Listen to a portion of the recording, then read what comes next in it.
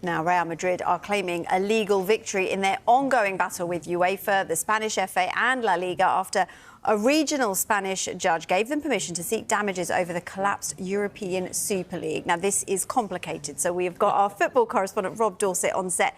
Rob, can you explain what's going on here? I'll do my best, but it is You've got a lot of notes there. I've got a lot of notes. Look, this has been a long legal battle between Real Madrid and the football authorities, with UEFA at the point of that legal battle, because Real Madrid were probably the biggest driving force behind the idea of a European Super League back in 2021.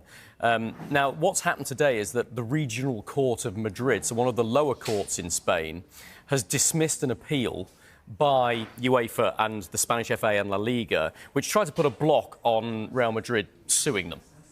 So, in effect now, Real Madrid have the right to pursue those three entities through the courts.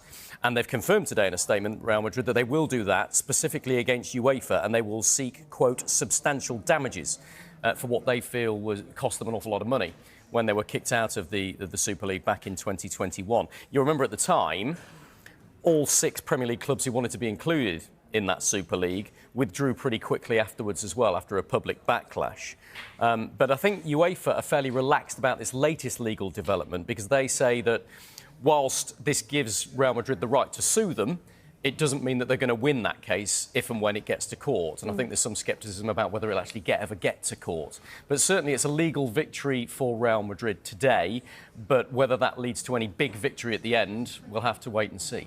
And what about the prospect of the European Super League? Does this mean that potentially is more realistic? No, is the simple and short answer to that. Thanks for clearing that up. And it's pretty categorical. I think since the idea of the Super League was mooted, a lot of competitions, the Premier League in particular, have tightened up their legislation to make it much more difficult for clubs to break away. And in fact, UEFA did exactly that in 2022 and reinforced those rules and tweaked them in 2024 to make it much, much harder for clubs to break away from the traditional competitions. But I think you have to say that this is a really awkward and embarrassing legal situation between Real Madrid and UEFA. You've got, on the one hand, the governing body of football across the continent of Europe, incredibly powerful, incredibly rich. And on the other hand, you've got Real Madrid, the most successful club there's ever been in European football.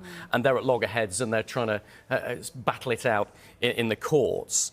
The other thing to point out is that the European Parliament passed a ruling earlier this month that formalised its opposition to anything like a European breakaway league. And so it's tougher to do it within the world of politics as well. So this is the world of politics, this is the legal world and the football world all doubling down to say we don't want breakaway leagues like this to happen, as the European Super League was. It's since been rebranded as the Unity League, ironically, in 2024. So, to sum it all up, no, it doesn't make the Super League any more likely to happen in any form. In fact, it's tougher today than I think it ever has been since it was first mooted in 2021. Yes, there's been a legal victory for Real Madrid today that they're shouting from the rooftops. They're saying they will sue UEFA as a result of today's legal ruling, but whether they actually make any money from it, whether they actually win when they get their day in court against UEFA, I think that's a moot point.